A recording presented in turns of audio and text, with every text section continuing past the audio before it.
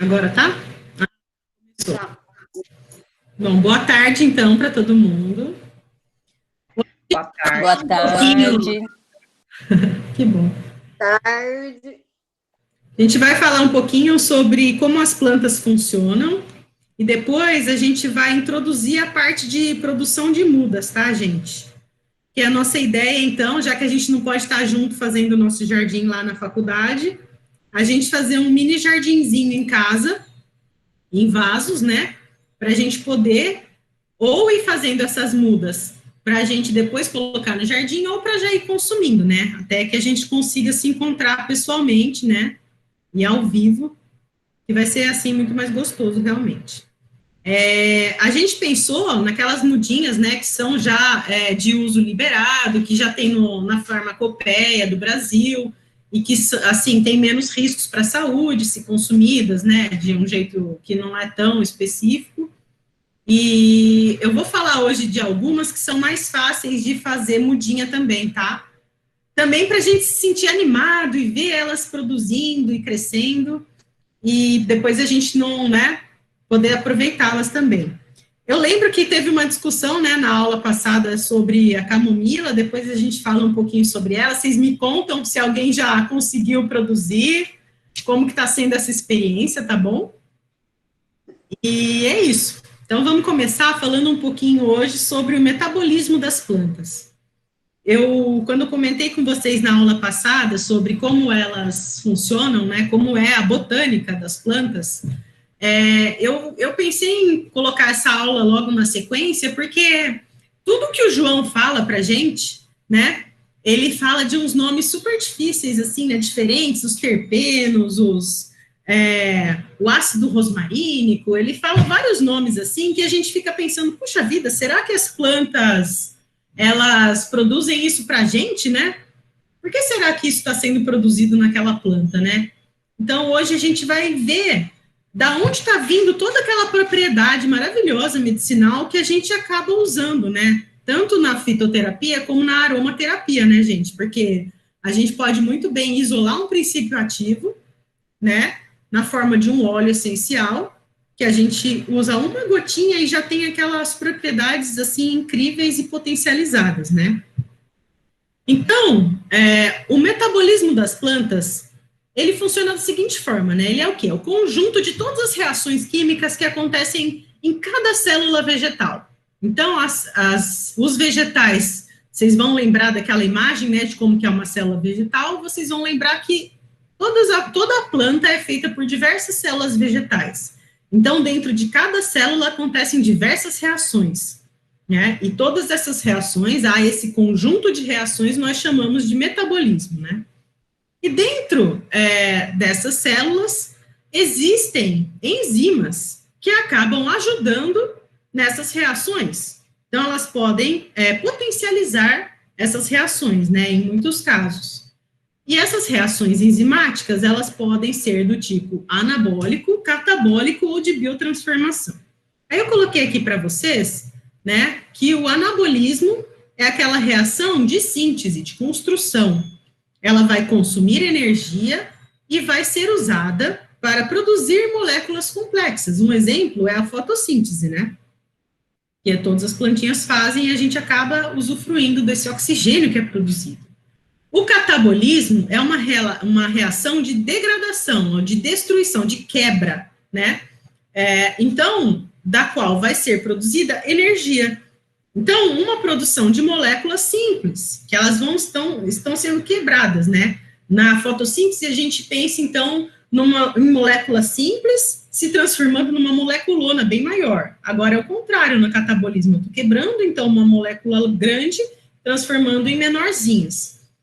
Um exemplo é a respiração celular. E a biotransformação, eu não coloquei um quadrinho, mas a biotransformação é a modificação química que é feita dentro de um organismo e que vai converter, né, ela em um determinado composto diferente do original, tá bom? Existem alguns estudos, inclusive, que pegam essa biotransformação e veem a forma como os vegetais produzem determinadas substâncias, que eles podem, de repente, colocar uma enzima diferenciada para produzir fármacos, né? Um dos exemplos seria isso, a produção de fármacos através da biotransformação. A fotossíntese, então, como a gente já comentou, né, ele faz parte, então, desse processo de metabolismo primário, né, ou seja, são aquelas reações vitais, essenciais para a vida do vegetal, né, ocorrem em todos os organismos, e os metabólitos primários, quem são? Os lipídios, os açúcares, as proteínas, os ácidos nucleicos. E o metabolismo secundário, ele vai depender de vários fatores. Vai acontecer em determinados organismos, não em todos, né? Temos os dos metabólitos secundários, olha só, diversas substâncias, entre elas os princípios ativos. Então, a gente acabou de descobrir que aqueles princípios ativos que são tão interessantes e tão importantes para a nossa saúde também, eles são, na verdade, provenientes de quem? Desse metabolismo secundário da planta, que muitas vezes, vocês vão perceber, para que eles são feitos, ó. O metabolismo primário, então, o que ele vai fazer? É para a vida, né, da plantinha. Então, macromoléculas, carboidratos, lipídios, proteínas, a gente vai ter uma grande produção de tudo aquilo, vai ter uma distribuição ao longo dela toda, e as funções delas são essenciais. Fornecer energia, né, para poder replicar, para poder viver, biossíntese de substâncias. E no metabolismo secundário, o que vai acontecer? A gente vai ter micromoléculas, vai ter muito mais diversidade e complexidade estrutural. Vai ser uma produção pequenina, né, diferente da primária, e a distribuição ela é bem específica, bem restrita. Apenas a um local, para uma função, depois vocês vão ver algumas funções muito interessantes. Elas têm funções adaptativas e atividades biológicas. Olha só o metabolismo secundário, que interessante, porque ele se caracteriza, né? Ele é uma biossíntese de micromoléculas com diversidade e complexidade, que nem a gente já falou.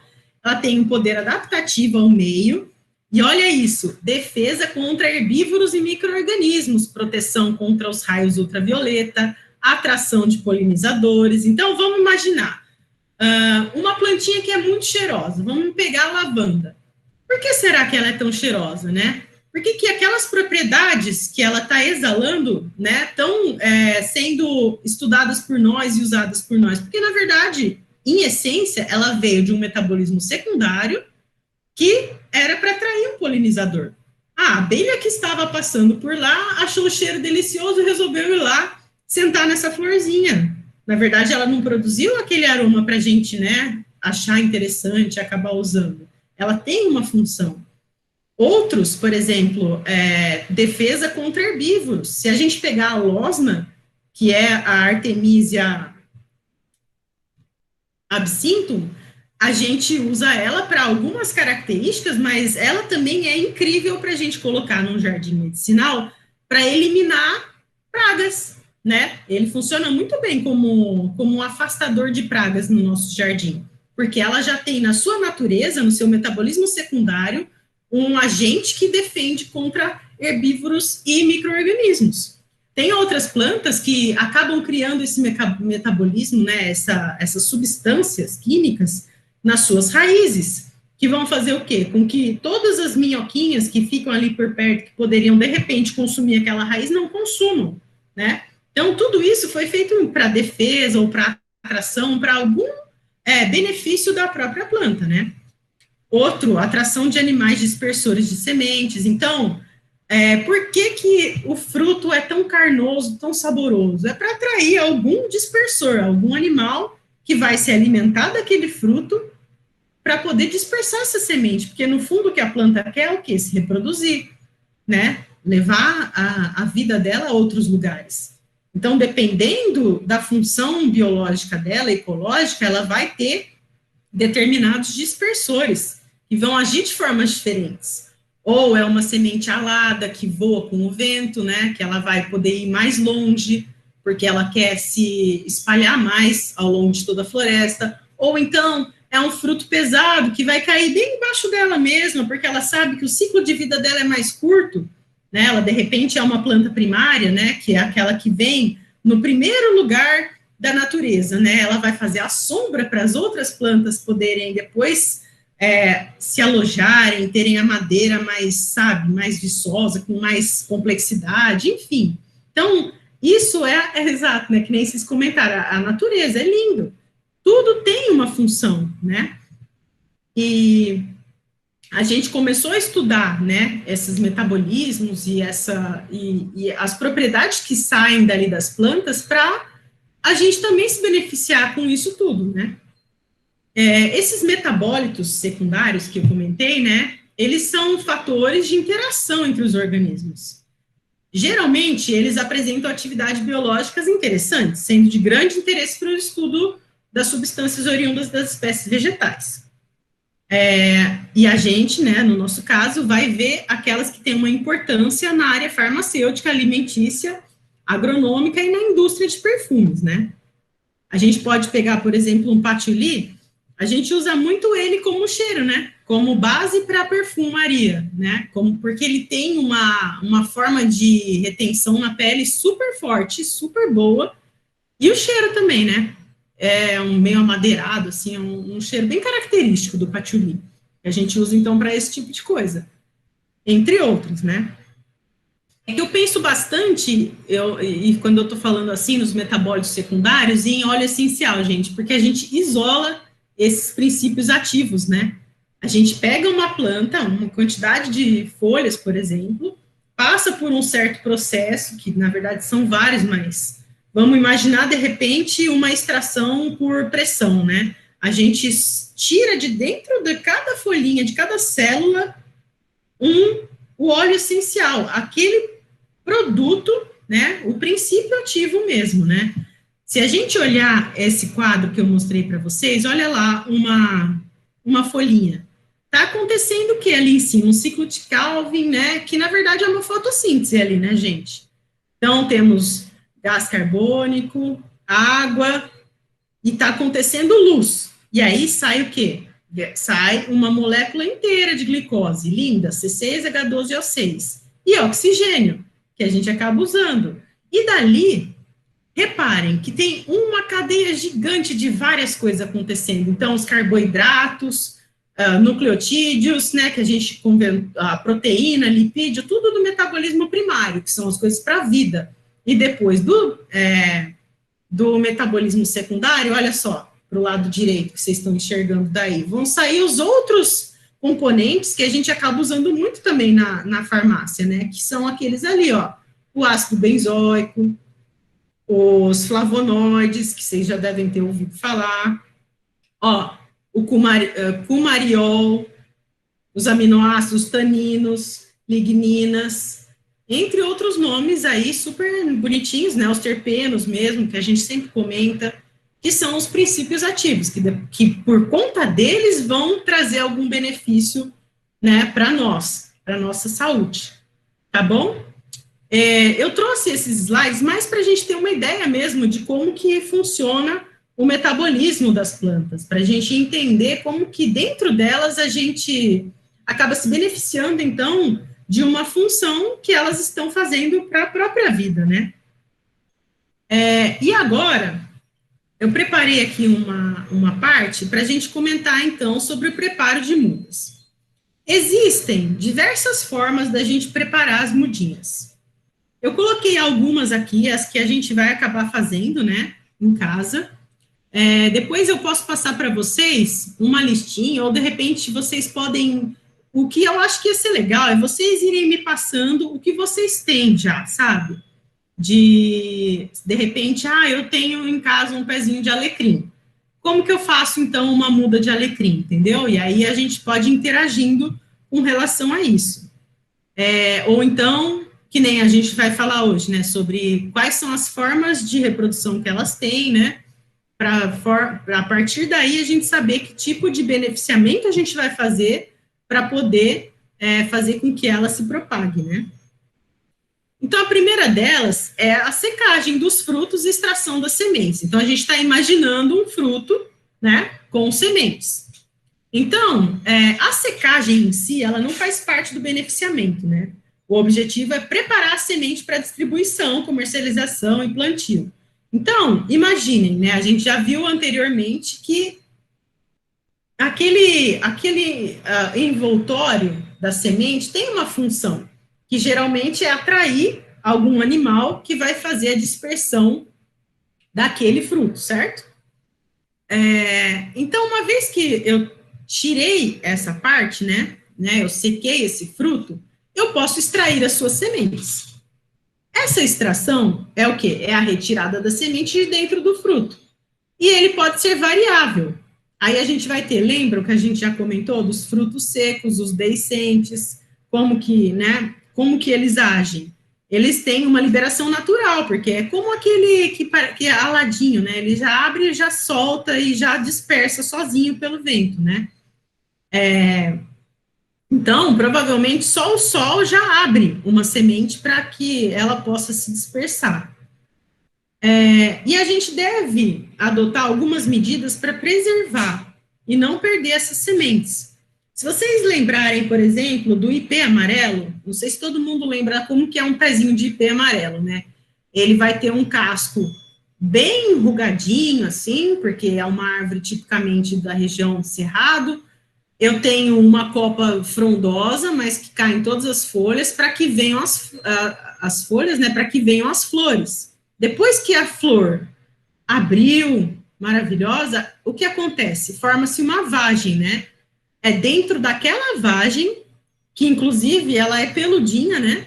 Ela tem um tomento, assim, na sua superfície. Ela abre e as sementes estão lá dentro daquela vagem, e vão ser dispersas com o vento. Inclusive, ela consegue ir bem longe, né? Porque ela é super levinha e ela tem uma forma que é alada, que vai conseguir dispersar com o vento, né?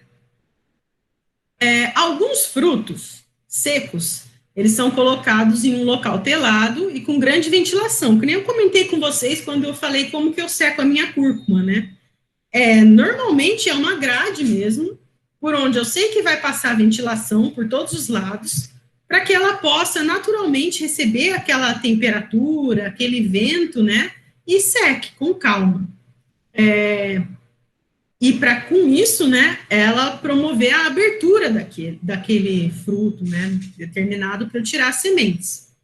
Se ela tiver asas, ou seja, que nem eu comentei, as aladas, né, ela pode ser retirada por um completo beneficiamento, porque senão ela voa, né, gente? Então, se você não quiser perder as suas sementes, você tem que fazer esse processo manual, não simplesmente deixar ali, porque ela realmente abre e vai embora.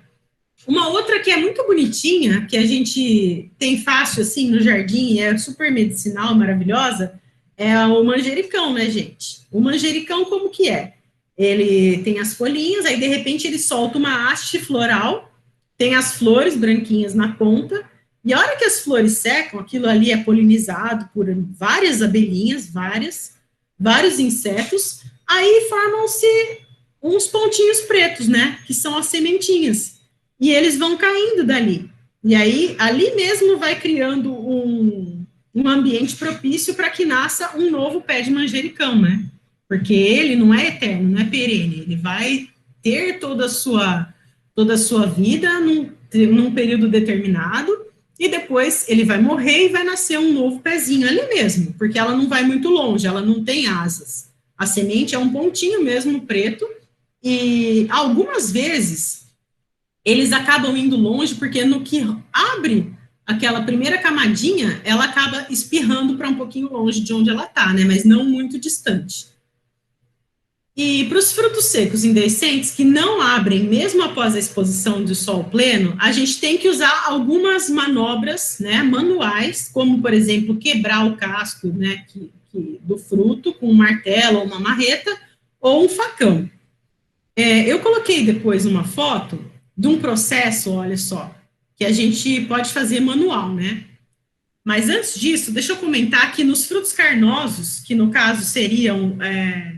de repente, vamos pensar num abacate, é um fruto carnoso, né? Eu tenho toda aquela polpa, eu tenho uma casquinha em volta e dentro está a minha semente. Então, nós temos que retirar aquela polpa, né, para poder fazer a extração da semente e evitar a decomposição e fermentação da polpa, porque uma vez que ele começa a apodrecer ali, se for um processo natural, então o abacate caiu no chão, e ali apodreceu rapidamente, ele vai ter uma ajuda de diversos organismos decompositores, e ali, em geral, quando a gente abre o abacate, vocês já veem, né, que tem uma raizinha saindo.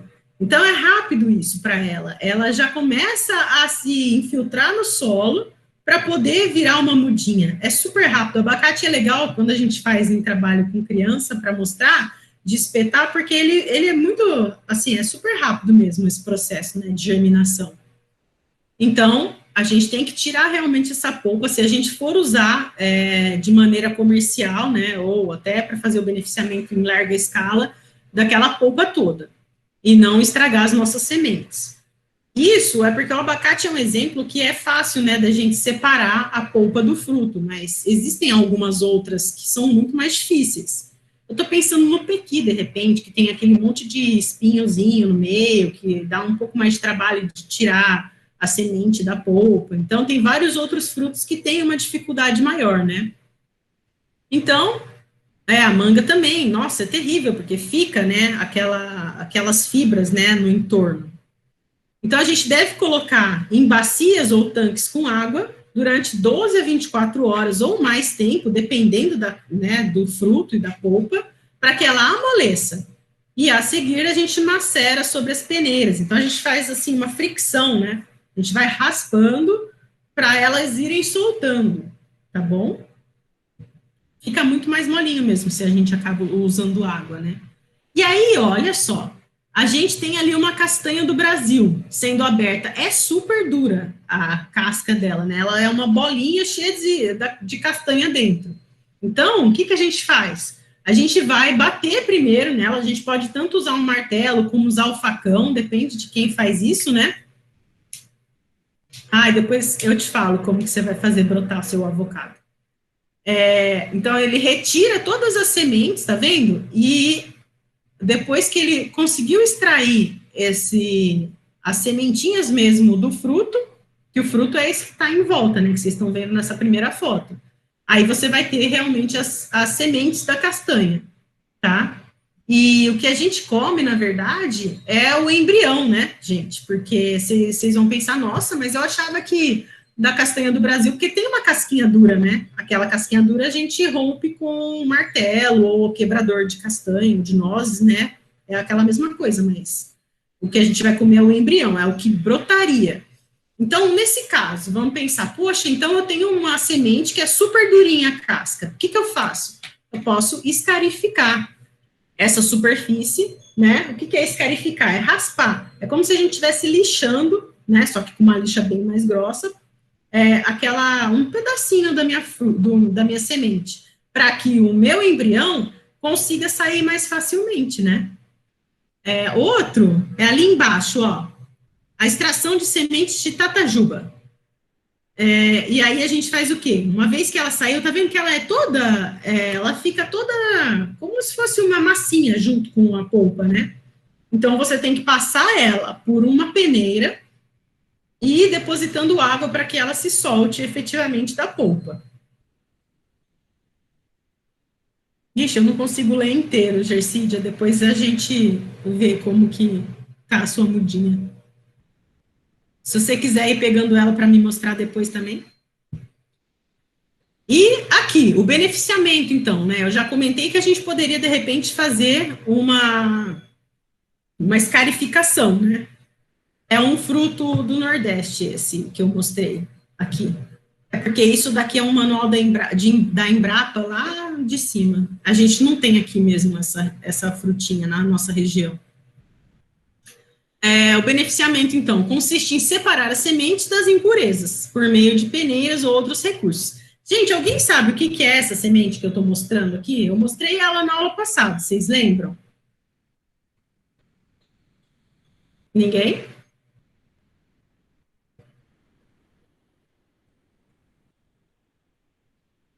Pode tirar uma foto, então, melhor.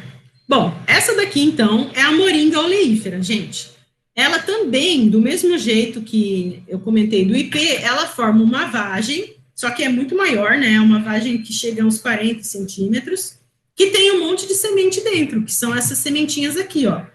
As sementes da moringa. Então, ela abre sozinha. Então, com o sol, com a luz, ela vai acabar abrindo, e como ela tem asas, olha só como é a semente, ela é leve, leve, ela vai embora com o vento e pode dispersar para um lugar bem mais distante, tá bom? É lindo, a moringa é demais, né? Eu tenho uma mudinha aqui. A gente tinha plantado uma muda de moringa no jardim aí na farmácia, só que ela foi comida também pelas formigas, infelizmente. Logo após, então, a colheita dos frutos e das sementes, o procedimento é a extração, a secagem e o beneficiamento. Beneficiamento, gente, na agrícola é o que a gente fala que é o tratamento para poder usar ela no final, tá bom?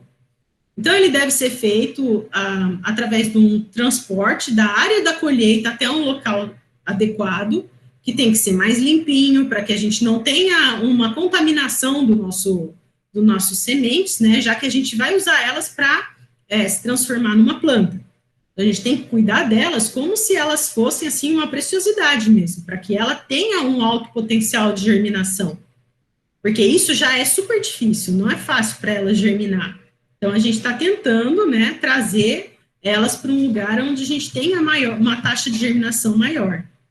A importância dessa fase é a manutenção da qualidade dos frutos e das sementes colhidos, né? E os processos de deterioração em regiões tropicais é muito intenso, gente. Pensa, a gente estava com quase 40 graus umas 2 semanas atrás de temperatura, né? Isso estraga qualquer coisa. Eu tinha deixado uma abóbora aqui na fruteira, ela explodiu em um dia, porque fez de 40 graus. Dentro da cozinha, na sombra, estava 35, parecia que brotava calor do chão. Então, imagina isso para uma sementinha, né? Que não está acostumada com essa variação tão brusca, assim, de temperatura. E também, além disso, a gente tem as variações durante o dia, semana e os meses do ano, né? Ainda que na região tropical, a gente não tem a neve, né, gente? Porque tem isso ainda. Aquelas sementes daquelas determinadas regiões que precisam lidar com a neve, estarem coberto por uma camada gelada, enfim. E para a gente armazenar essas nossas sementes, então a gente precisa manter a temperatura e a umidade adequados, acondicionar em sacos de papel permeáveis. Sabe aqueles sacos de papel mesmo que a gente compra pão? É o ideal, porque ele é super permeável, ele consegue respirar, então, né? E a gente tem que fechar ele, para que não fique entrando nem caruncho, nenhum inseto, e também a umidade, né? Porque a umidade vai acabar apodrecendo mais rápido nossas sementes. E uma temperatura baixa, de 4,5 a 5 graus, para que a gente tenha um armazenamento mais longo das nossas sementes. Em viveiros, né, de produção de mudas, por exemplo, a gente tem câmaras frias, onde a gente guarda todas as sementes. Então, você tem lá um armário gigante, num quarto pequenininho, escuro, fechado, onde tem um ar-condicionado e um desumidificador, que fica constantemente ligado para a gente ter uma temperatura baixa, para que a gente consiga ter mais tempo de armazenamento para a maioria das espécies. É claro que há espécies que não toleram tanto frio, mas aí você precisa estudar dependendo daquela espécie, né, específica. E aí, a gente tem aqui, então, uma coisa que eu já comentei, mas agora a gente vai entrar, assim, no detalhe, que é a germinação, né? A germinação, então, o que é? É essa capacidade, né, é o fenômeno biológico, que pode considerar botanicamente como a retomada do crescimento do embrião. Então, o embrião está lá dentro da semente, paradinho, até que ele tenha alguma condição especial, né, e que ele precise para retomar o crescimento, ou seja, para começar a aparecer, a crescer e a se transformar numa plantinha, né, numa plântula. Quando a planta é pequenininha, a gente chama ela de plântula, ou a mudinha, né.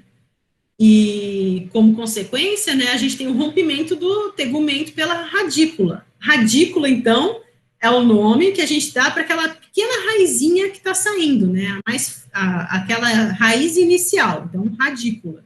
A gente rompe aquela camada de proteção que tem na semente para que a plantinha consiga crescer. Eu coloquei essa foto de um feijão, que é a mais fácil para a gente ver isso, né? Ela, então, rompe primeiro a camada da casquinha do feijão, mostra a raiz, a radícula, que é depositada sobre qualquer superfície, né? A gente fazia esse experimento com algodão, né?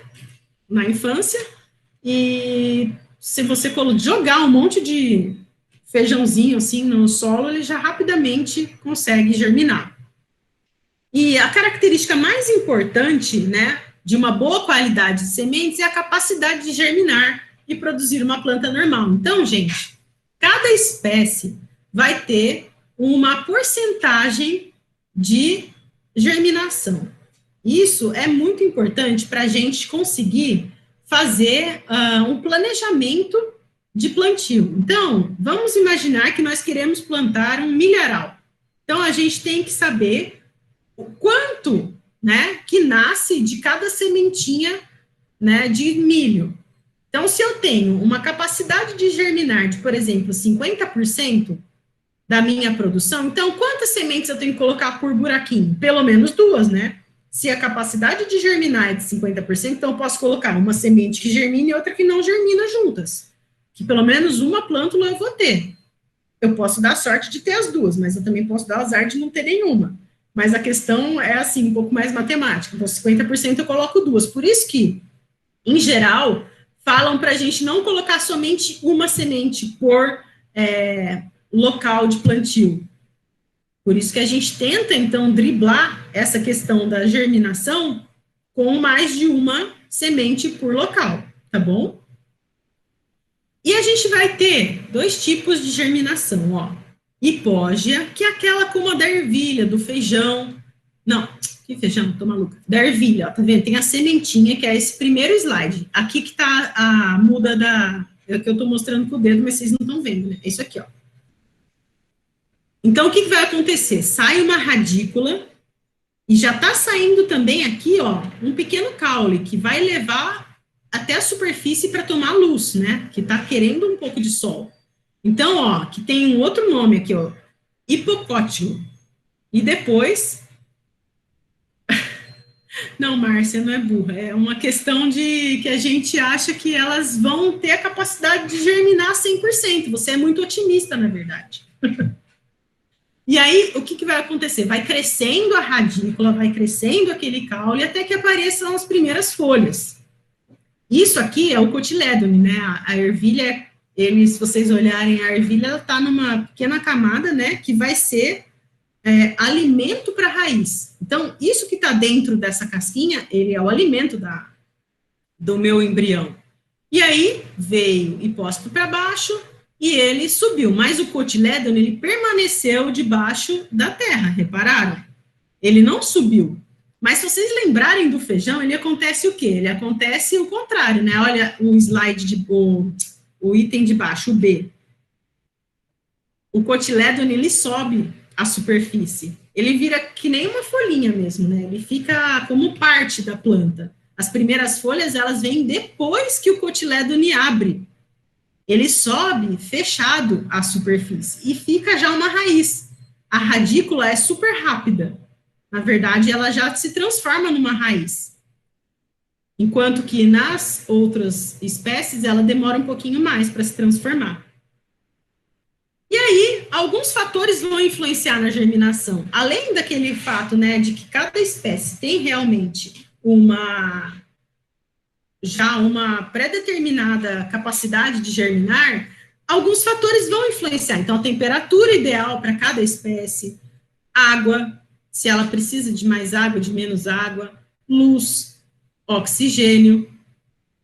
E a semente, a gente tem que lembrar que ela está viva. A gente olha para ela assim, poxa, tão durinha, tão, né? Não, gente, ela está viva. Eu gosto muito de consumir brotinhos, né? Eu tenho aqui em casa, eu coloquei uma telinha e eu germino lá, por exemplo, ervilha, eu germino broto de feijão, e assim que tem a radícula e a primeira camadinha já de folhas, eu já uso de consumi-las. Então, se eu consigo deixar imerso em água essas sementes por 8 horas e elas assim conseguem já criar, né, germinar, quer dizer que ela realmente está viva. dentro, né, se elas encontrarem as condições favoráveis para aquilo. E a gente tem que lembrar também que dentro das sementes tem uma quantidade já determinada, né, de nutriente. Ela não vai conseguir passar muito daquilo. Ela tem que ter, então, um tempo curto, né, de semente, de germinação, para que ela consiga depois transformar numa plântula e numa planta adulta. Então, ou a gente coloca rapidamente ela no solo, né, porque aí ela começa a se nutrir pelo solo, né, tirando os nutrientes do chão, ou em algum outro lugar, que a gente chama de substrato. Pode ser uma coisa artificial, de repente, a gente vai colocando nutriente, pode ser água. A hidroponia nada mais é do que isso, né? O ambiente onde a planta vai crescer é o meio aquoso, é a água, e eu passo na água os nutrientes necessários para que ela cresça, né? Então, condições favoráveis. E a gente quer que elas sejam livres de doenças, principalmente, gente, sem fungos, porque fungo pega muito fácil em semente, porque é aquela questão, né? Se eu não estou controlando a umidade, ela vai fungar muito rápido. E no que ela fungou, ela vai morrer, né? Se tratando de um ser vivo, ele vai ficar doente, rapidamente ele morre, e ele já não vai ser capaz de germinar. Então, como é a nossa germinação? A germinação, ela vai acontecer se houver uma quebra da dormência. Dormência é o quê? É uma semente que está viva, linda, maravilhosa, né? O embrião está ali protegido dentro da sua sementinha, e quando eu dou as condições necessárias para ela, ela se transforma, ela quebra essa dormência e consegue crescer, né? Então, a quebra da dormência é o quê? É quando o embrião volta a crescer, certo? Isso eu posso fazer artificialmente ou eu posso esperar a natureza acontecer, certo? Então, em alguns casos, a quebra da dormência pode ser, por exemplo, vamos imaginar um passarinho que consuma determinado fruto. Quando o fruto passa pelo seu trato digestivo, ele vai receber algumas enzimas, né, o ácido do próprio estômago do passarinho, e aí depois ele é expelido no cocô, né? Isso é o quê? É o tratamento, é a quebra da dormência daquela semente.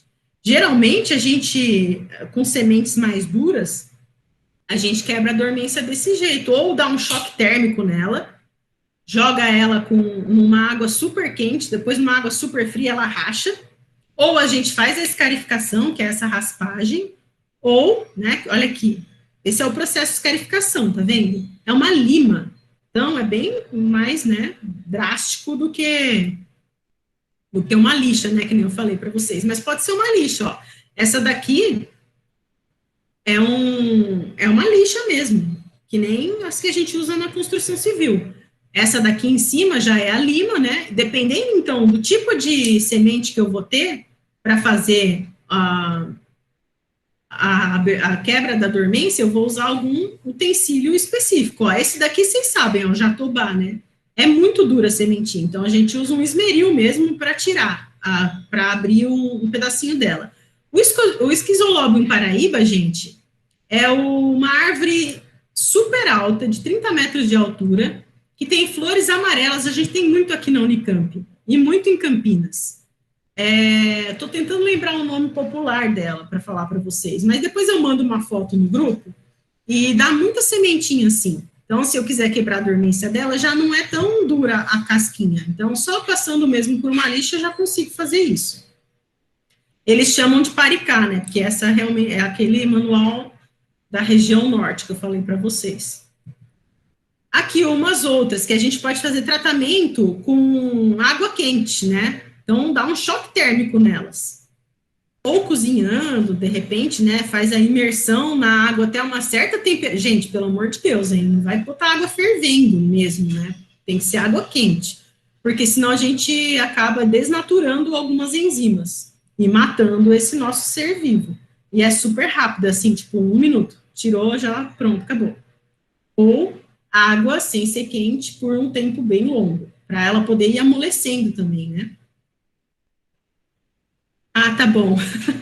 Márcia, então me manda, porque eu não consigo ler toda a mensagem, porque eu tô no celular, daí aparece só uma parte, assim.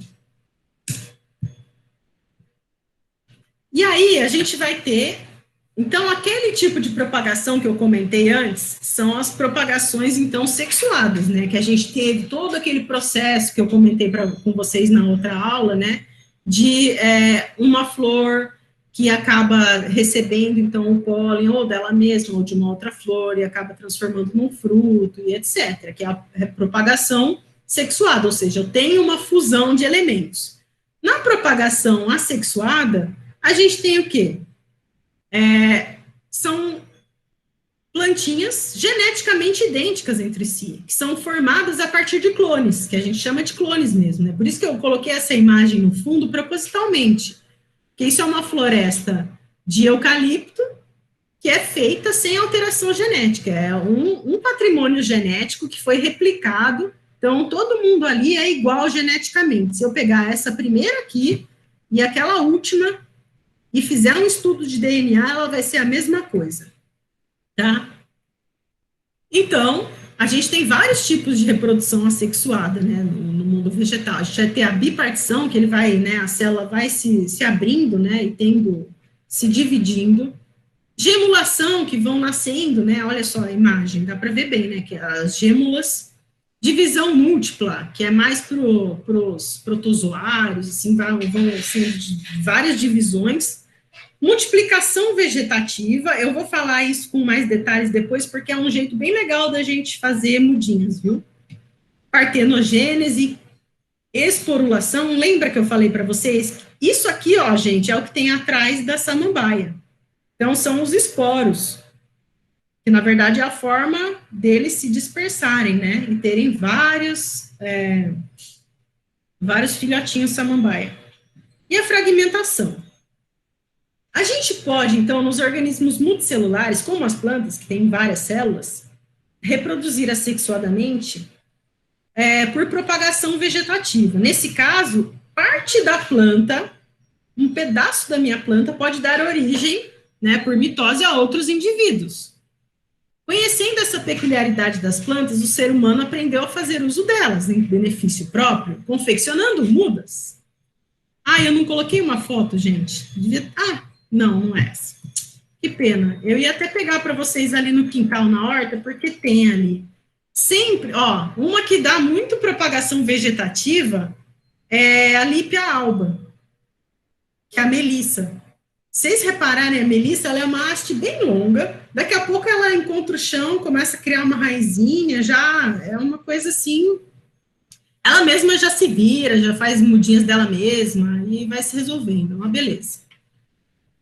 Aí, conhecendo essas plantinhas, a gente vai ver se tem vantagens ou desvantagens, né, para ter uma reprodução assexuada. Vantagens. A gente consegue manter um determinado valor agronômico no caso de um clone. Então, se eu tenho uma floresta de eucalipto que tem uma determinada densidade de madeira, como, por exemplo, acima de 800, eu achei um clone perfeito, né? Eu preciso de uma madeira que tem uma quantidade tal de densidade, porque ela vai se transformar em papel, celulose, sei lá. Então, eu busco características específicas e replico elas. Isso é legal, porque a gente está buscando aquilo. Vamos imaginar que a gente está plantando uma lavoura inteira de lavanda, porque eu quero produzir óleo essencial de lavanda. Então, eu cheguei numa característica, né, de uma determinada planta minha, que dava um cheiro maravilhoso e tinha muito mais quantidade de óleo essencial para ser retirado, né, que era muito mais fácil de retirar o óleo essencial. Aí eu vou simplesmente replicar ela e ter vários clones, né, então eu vou, com isso, reduzir, inclusive, o período produtivo, né, ela vai produzir mais rápido para mim.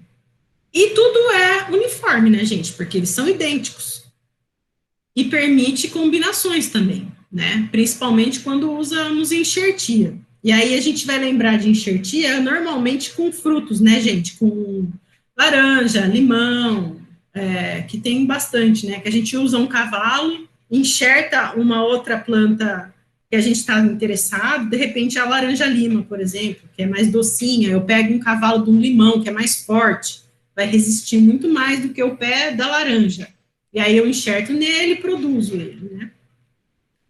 Agora, desvantagens, né? A primeira que a gente pode pensar é, um pegou doença, todos vão pegar, porque eles já não se mostraram fortes o suficiente. Então, se um indivíduo foi suscetível àquele tipo de doença, com certeza todos terão, porque eles são iguais, certo? Ao longo do tempo, a gente pode ter também uma mutação dessas gemas, que pode acontecer por conta de ter feito clone, né? E aí você vai diminuindo a qualidade daquilo que você está buscando. Então, você precisa estar sempre reavaliando se aqueles clones novos estão tendo aquelas características que a gente queria. E a ausência da variabilidade, ela pode levar a problemas na área de produção, aumentando o risco de danos em todas as plantas por problemas climáticos ou fitossanitários. Então, isso pode acontecer também. Como eu não estou tendo biodiversidade, eu estou acabando, assim, matando aquela minha região inteira, né?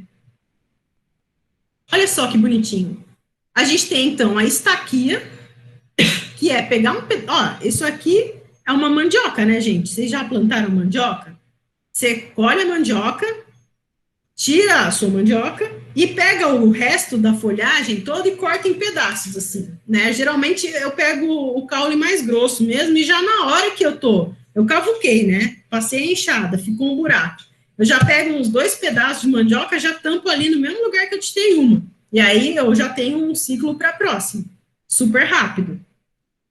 Mergulhia. Isso que ela faz, ela solta uma haste, ela encontra a terra e já cria sua raiz ali mesmo. Então, ela mergulha no solo e já faz uma raizinha, já vira uma nova plântula, já vira uma nova muda, é incrível.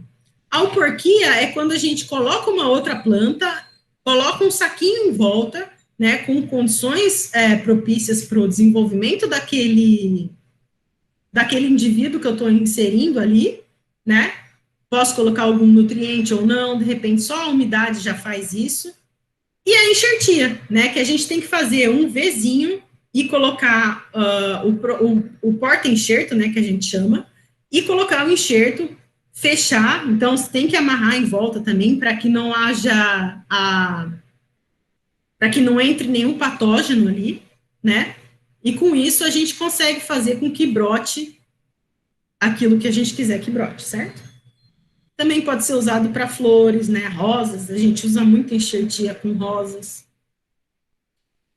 Então, aqui, a estaquia, ou a propagação vegetativa artificial, eu falo artificial porque a gente está simplesmente pegando um pedacinho e enterrando, né? Ela vai ser retirada da planta-mãe, né?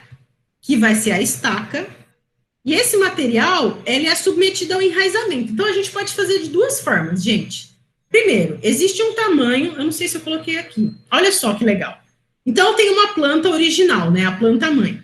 Eu vou pegar um pedaço da minha planta-mãe. Geralmente, vocês estão vendo isso aqui, gente? Isso aqui são as gemas, certo? Por onde nascem as folhas ou futuras folhas. A gente consegue enxergar as geminhas.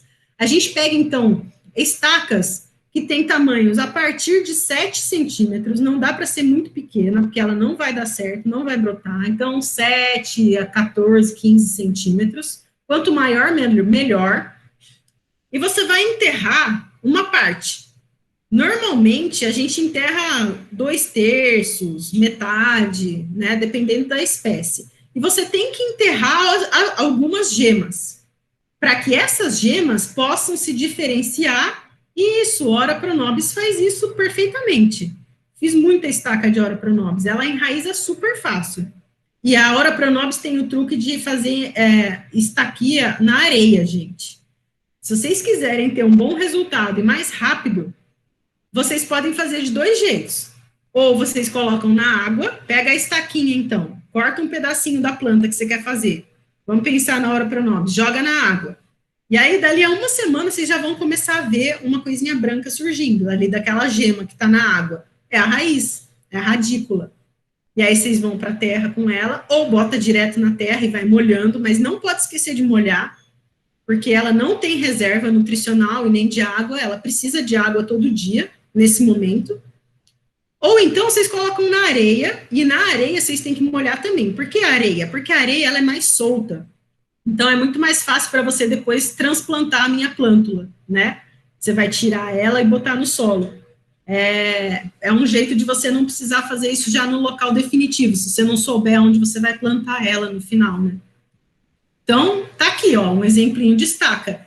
Um detalhe que dá para ver bem nessa imagem, não deixe as folhas junto, porque se vocês deixarem as folhas, vai funcionar, mas vai demorar muito mais, porque aquela minha estaquinha, ela vai gastar energia mantendo folhas. Por isso que na maior parte das vezes, reparem, se vocês fizerem estacas e deixarem as folhas vão acabar secando e caindo. Porque a plantinha nova, ela quer o quê? Quer usar toda a energia só para criar raiz e novas folhas depois. Se ela ficar gastando energia mantendo folha velha, ela vai estar gastando energia, né?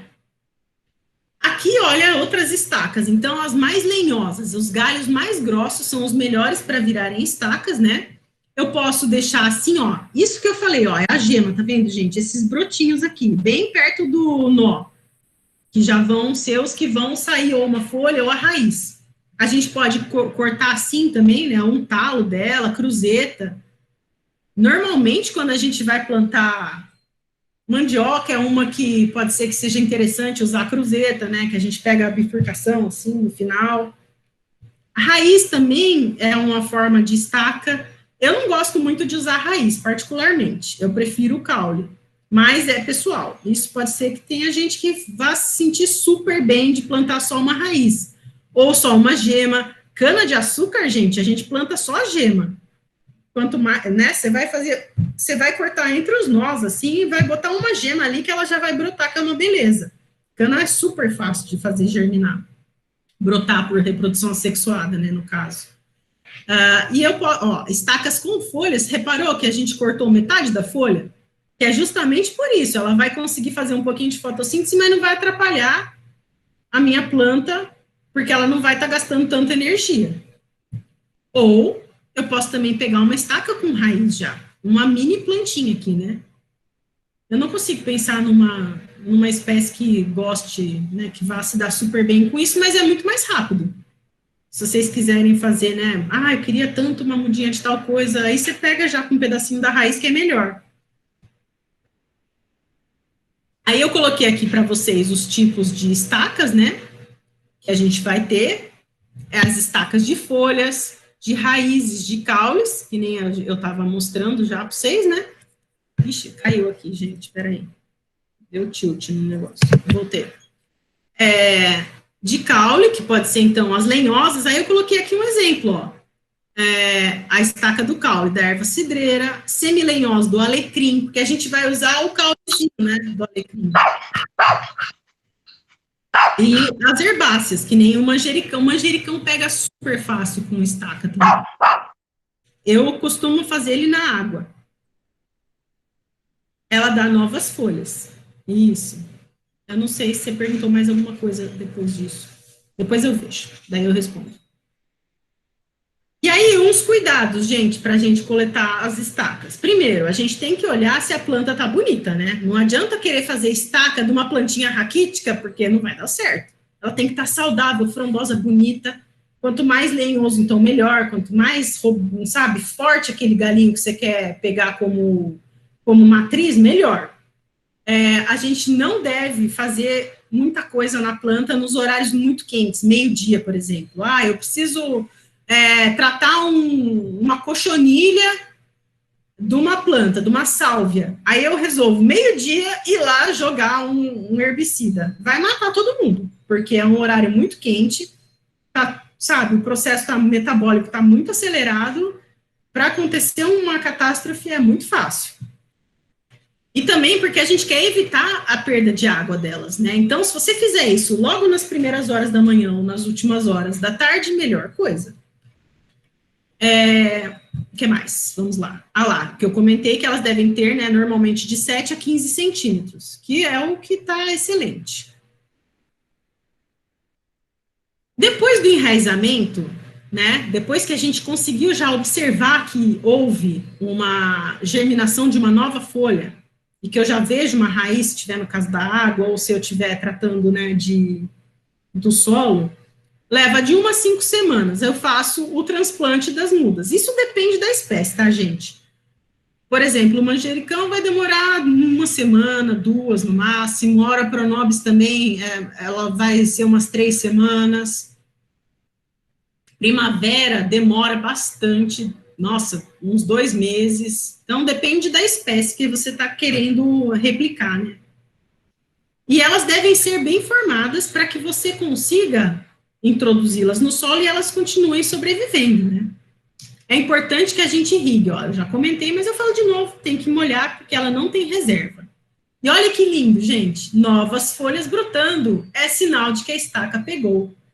Então, nesse caso, isso já é um novo brotinho, né? Isso aqui, ó, essa folhinha mais escura aqui no centro está me indicando que a minha estaca foi um sucesso. Olha que lindo esse. Então, isso aqui é uma estaqueia de alecrim. Eu deixei aqui todas as folhinhas, porque se ela precisar tirar as folhas, ela vai acabar matando, né? Ela mesma, a própria plântula, vai acabar derrubando as folhas. Mas como eu molho todo dia, e esse substrato, ele é super leve, então não tem problema. Ele vai conseguir sobreviver, mas eu poderia muito bem pegar todas essas folhas aqui, ó, e cortar no meio.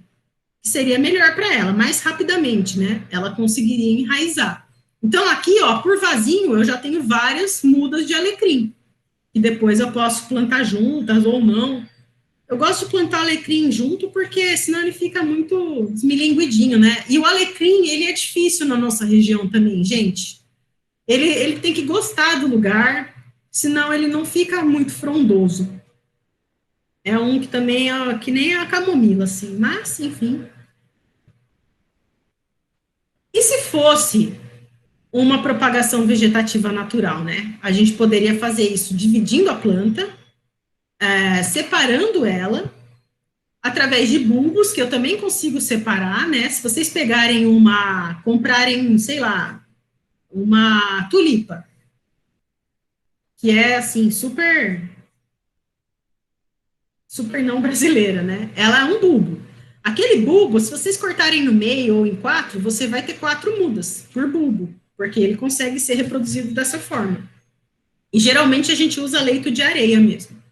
Rizomas, que são aquelas raízes, né, que podem ser divididas, que nem é o caso do capim-limão. Aqueles rizomas é o que a gente solta. Ou o filhote, ou o rebento, que nem a babosa. A babosa solta uma mini babosinha, né, se vocês olharem assim na base do pé principal. E aí a gente tira ela, coloca no chão, rapidamente também ela vira uma nova planta. E a divisão de toceiras, que é a mesma coisa, o capim-limão, ou a... Ixi, eu não consegui ler, mas pode perguntar, pode sim mandar no WhatsApp. Então, vocês vão colocar, né, reparto a minha toceira, e aí com um pedaço da toceira eu consigo dividir com várias outras plantas, né? A citronela, por exemplo, que é igualzinho o capim-limão, da mesma família, inclusive, você faz assim, né? Olha lá, uma enxertia com detalhes, que eu comentei que tem que amarrar em volta, para que não entre nenhum patógeno, né? Caso vocês queiram fazer, por isso que eu coloquei as imagens, porque aí fica mais fácil, tá, gente? E aqui a gente já tem a propagação natural, tá vendo? Aquele pezinho aqui, ó, esse aqui, é um pé de morango. Olha que incrível, ele vai soltando um filamento, e aí aquele lugar onde ele encontra o solo e começa a enraizar, ele já solta uma nova plantinha, uma nova muda. E ele vai fazer aqui, as raízes, né, que a gente acaba consumindo, né, a batata, por exemplo. A batata, na verdade, tem a batata semente. Então, naquele nó, acaba surgindo uma nova planta. Então, a gente colhe batata doce, os tubérculos, geralmente, quando todas as folhas morrem, né? Aí que a gente sabe que é o momento de colher. E eu acho que ela tem o microfone aberto. Aqui tá aquela mil folhas, né, que eu mostrei para vocês, que eu trouxe um vasinho na outra aula, vocês verem. Ah, imagina. e aqui uma divisão de toceiras, tá vendo, gente? Isso aqui pode ser um lírio, ou alguém dessa espécie, né, dessa variedade. Aqui eu coloquei alguma bibliografia, eu não sei se vocês querem ler mais a fundo, né, as coisas, mas eu sempre coloco no final para ajudar, né? E eu falei agora no final um pouquinho mais rápido para a gente poder ter tempo de conversar. Se vocês quiserem, né, agora ir me perguntando aqui, eu sempre deixo meu e-mail também para vocês me escreverem se quiserem. Mas podem usar o WhatsApp também, que é mais fácil, né? Agora eu vou parar de apresentar e vou ficar só eu aqui. Mariana, eu tenho uma dúvida. Pode falar, Márcia.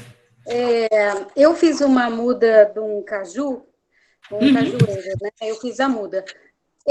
Não sei se isso pode acontecer de eu ter feito uma maneira de germinar errada, porque ele só dá flor e não dá fruto, ou não tem nada a ver isso. Não, então, o caju, eu tenho uma experiência ruim com caju também, porque o caju, ele é muito regional. Então, ele também tem algumas características que ele prefere de clima, de temperatura, sabe? Entendi. Eu acho que isso também influencia. Precisava ver o que você plantou, o que tem no entorno, que ele não está gostando muito. Só tem grama. Onde que você plantou? No quintal, eu moro em chácara, né? Tem um gramado e pega bastante sol, mas ele dá flor e isso, não sai disso. Mas não tem nada a ver com a germinação, então, Mariana. Não, porque ele já germinou, né? Porque Entendi. já é uma árvore, ele já germinou.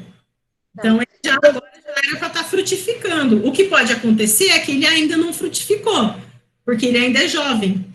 Então, pode logo mais ele te dê frutinhos. Eu não desistiria dele, eu insistiria em ver se ele não vai crescer mais, né? Tá. E uma outra pergunta última. Eu já ouvi dizer que muda, por exemplo, muda de frutas cítricas, que são obtidas por enxertia, né? As plantas não têm uma longevidade como uma planta que fosse originada da semente mesmo. Isso é verdade, Mariana? O pior que é. Agora, o que pode acontecer é o seguinte: quando a gente planta uma sementinha, ela demora muito mais para produzir do que se eu fizer um enxerto, né? Porque imagina, estou colocando, isso vai acontecer, mas só que o meu enxerto, ele é um pedaço de uma outra planta num cavalo, né? Numa planta mais forte. O seu cavalo vai continuar vivo, robusto e tudo mais, mas o seu, né, o seu enxerto, que é quem vai produzir, que é o que você quer, né, colher, provavelmente, a laranja ou algo assim, não vai viver tanto tempo. Vai ter realmente alguns ciclos de frutificação até que ele morra. E ele vai muito menos. Ah, tá. Que pena. Obrigada, Mariana. Imagino. Gente, o que vocês perguntaram aqui que eu não vi no chat? Vamos olhar. Ah, você tirou a foto do avocado? A Letícia? Eu não sei se ela ainda está aí. Não, não foi a Letícia.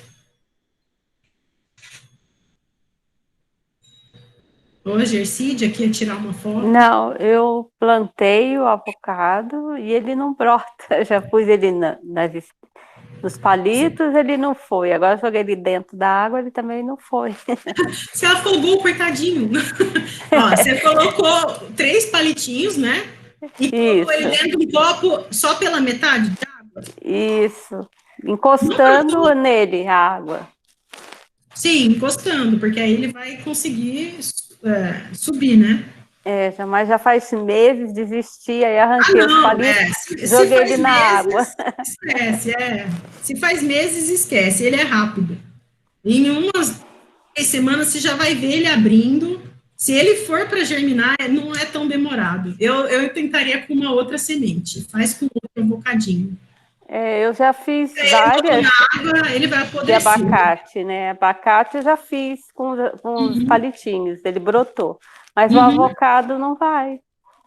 Aqui ele vai, viu? É que ele demora um pouquinho mais que o abacate mesmo, né? Que é o que a gente tem aqui, porque ele é exótico, o avocado, né? Ele não é da nossa região. Mas se ele já não brotou até agora, tem um esquece, tenta outro. Outra mudinha. Obrigada, Mariana. Imagina.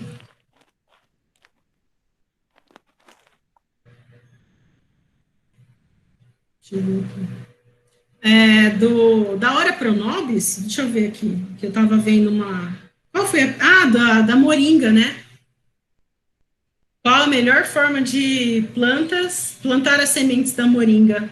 Eu estou com 2 favas secas. Você conseguiu tirar já a semente de dentro da fava, Arlete? Você tá muda. Ó. Ai, que mudinha linda. Tá aí, olha só. Abre. Ela abre sozinha, viu, Arlete? Se você deixar ela num lugar que ventile bem e ela tenha uma iluminação indireta, ela vai abrir sozinha. Se ela abrir sozinha, é porque a semente está viável e está maravilhosa. Se você colheu ela verde, pode ser que a semente não tenha amadurecido ainda. E aí você pode forçar que ela não vai germinar, tá bom? Como que você colheu essa vagem? Ela estava verde ou estava... Peguei agora, acabei de pegar. Então ela já está ficando madura, tá vendo que ela já está com uma cor mais marrom? Se você deixar ela, então, perto de uma janela, não deixa direto no sol, assim, solão, porque pode ser que ela voe, né? Se ela tiver ao ar livre, assim. Aí ela vai abrir sozinha e você vai tirar as sementinhas. E ela germina fácil também, porque ela é uma semente alada e você pode, de repente, pegar uma lixinha na sua casa, raspar um pouquinho para tirar a asa dela, você vai ver que vai fazer tipo uma ranhura nessa parte mais escura, que ela é bem escura, o miolo da semente da moringa. Aí você já coloca para germinar. Aí põe na terra comum? Isso, coloca ela sobre a terra. Põe um vaso com terra, qualquer terra. Pega uma terra do jardim mesmo, que são as mais cheias de nutrientes. Ou então compra um pouquinho de humus, ou então pega um pouquinho de potagem, qualquer terra. E coloca lá. Você pode colocar uma camadinha fina por cima, né? De que ela vai brotando também. Só não esquece de molhar todo dia, um pouquinho pelo menos, tá? Porque ela tem que sempre ficar nesse começo, para que ela possa germinar de... Rosângela, o que é essa mudinha que você está mostrando que eu estou vendo, linda?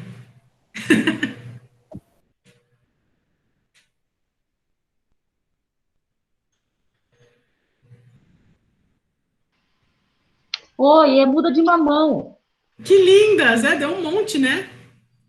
Então, deu um monte. Aí eu fiz um replante num potinho de sorvete, morreu tudo. Ah, meu Deus, como assim? É porque você puxou muito rápido, você tem que tomar muito cuidado, porque a raiz da plântula é super sensível. Então, você pode molhar bem o solo para deixar ele bem soltinho quando você puxar e com muita delicadeza. Porque aí você consegue tirar sem mexer na raizinha. Ou então, porque o mamão você pode fazer de 2 jeitos, que nem a Cecília falou, né? Que ela só joga a sementinha, ela já nasce. Ou você pode passar na água com a mão, assim, até sair aquela camadinha, parece que fica um leitinho da semente, né? Faz bem isso, e aí ela vai ficar toda enrugadinha, porque, na verdade, a semente é toda enrugadinha. Aí você coloca em um vasinho, que você já quer que seja definitivo, umas 3 sementinhas. Porque aí o mamoeiro mais forte é quem vai vingar.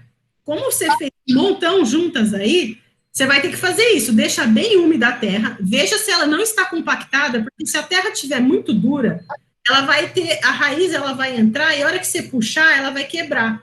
E se você quebrar a raiz principal, lembra que a gente viu como é o raiz? Que tem as alimentadoras em volta e a apical, né? E o mamão é raiz apical, é uma raiz que afunda. Se você romper essa última raizinha, aí ela vai acabar morrendo mesmo. Então, você precisa de muita delicadeza a plântula, deixa bem úmido para ela conseguir sair fácil. Então, eu deixei secar quase uma semana, depois eu salpiquei nesse vasinho aqui, e aí não... Que incrível, né? Agora, toma cuidado na hora de trocar de vaso, né?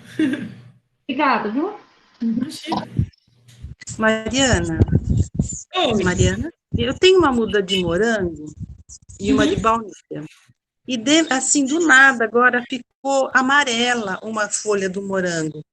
Ele tá num vasinho, não sei se eu consigo mostrar para você. Deixa eu tentar inverter aqui olha. Inverteu? Não, peraí.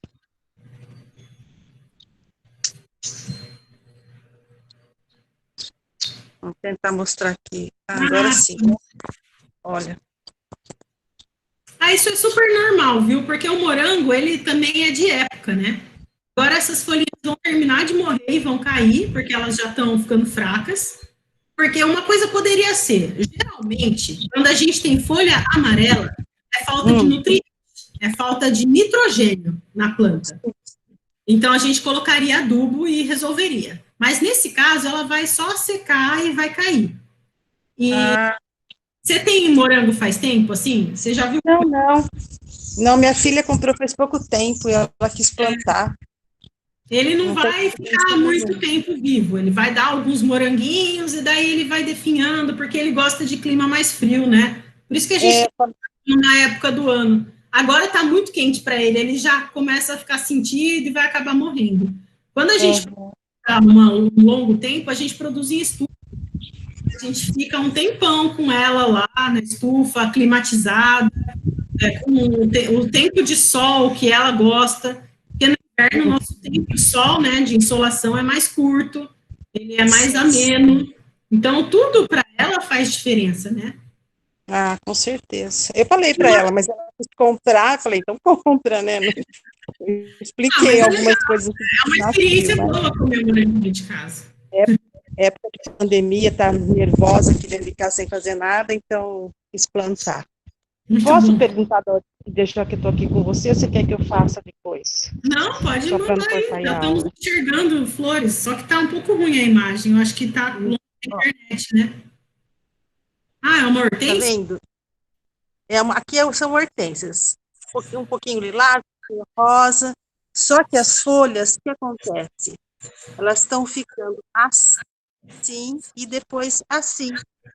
Olha, e nunca foi, sempre deu folha muito bonita, elas ficam bem altas, e eu acho que elas estão com algum tipo de doença.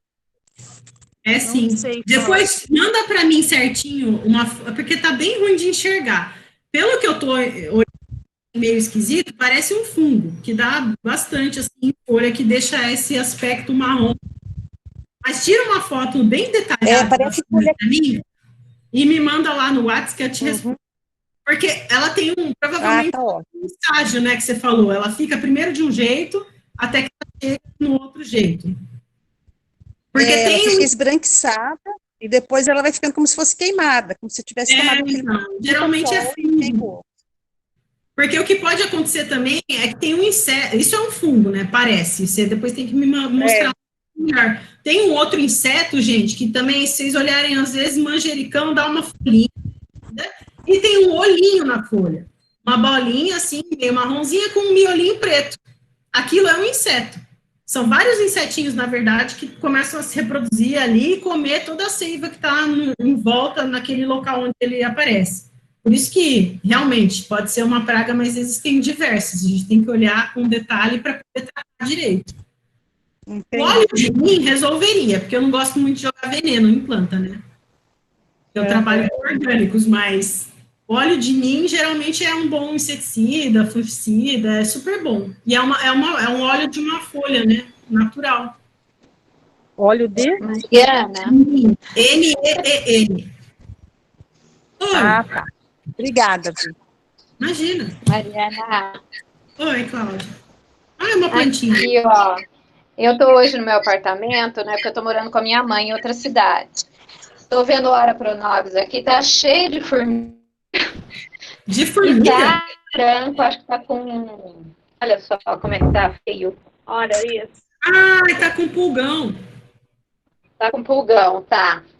Aqui foram plantados numa jardineira, né?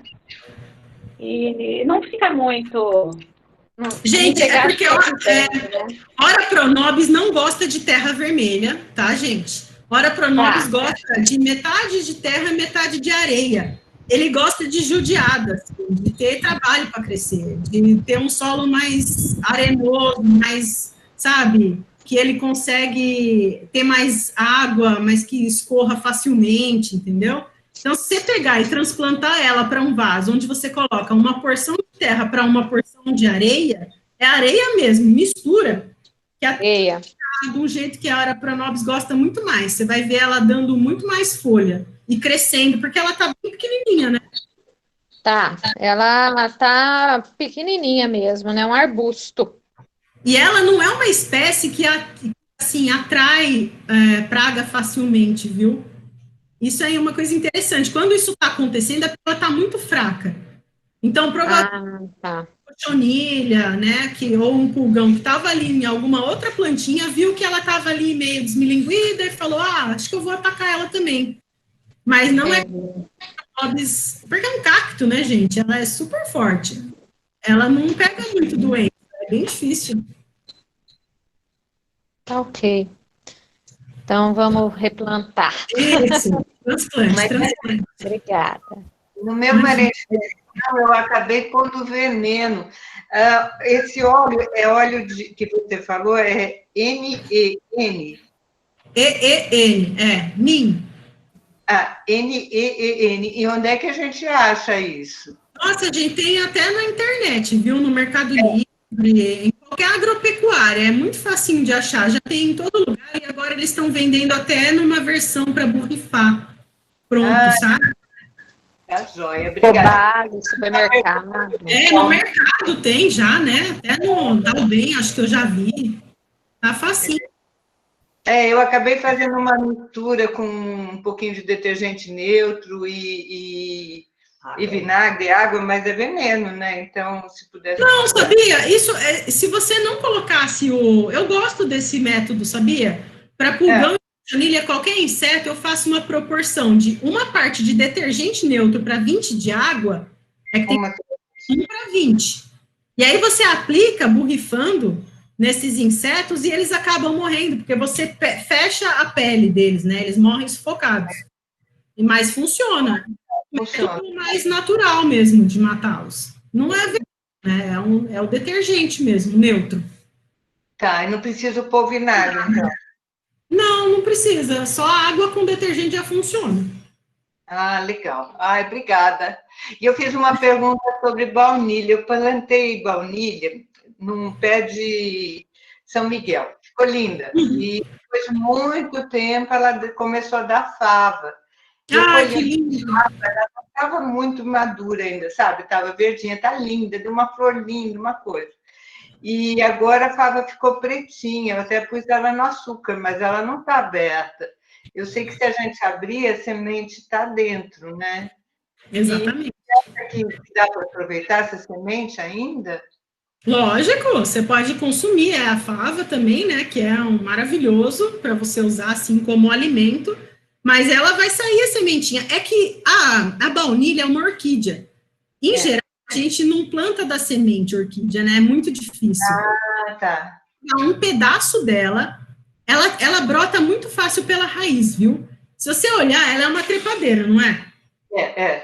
Se você vai isso. Em algum lugar, você vai reparar que ela é super longa e ela vai ter umas raízes para fora, assim. Se você pegar esse trecho, pega um trecho dela, porque ela é uma trepadeira super longa. Na ponta, de repente, corta um pedaço. E aí você coloca ela sobre um vaso com terra. Ela vai criar raízes mais fortes e vai acabar virando uma outra muda. E aí eu coloco numa árvore em algum lugar. Isso, quando ela estiver bem forte, você coloca numa outra árvore parecida com essa. E aí você coloca outra baunilha. É melhor do que a semente, é melhor você comer a sua sementinha, colocar ela para o alimento, faz um bolo com aroma de baunilha, maravilhoso, porque não vai brotar fácil, não. Então esse jeito é mais fácil de raiz. É mais fácil. Que bom, obrigada. Imagina. Mais alguma pergunta, gente? Vocês fiquem à vontade para perguntar, né, lá no WhatsApp, tá, gente? Mandar fotos. Pode demorar um pouquinho para eu responder, porque às vezes minha internet fica maluca, ou eu tô com a minha filhinha e aí já viu, mas eu respondo, tá? Obrigada, gente. Deu aqui o nosso tempo, né, Rô?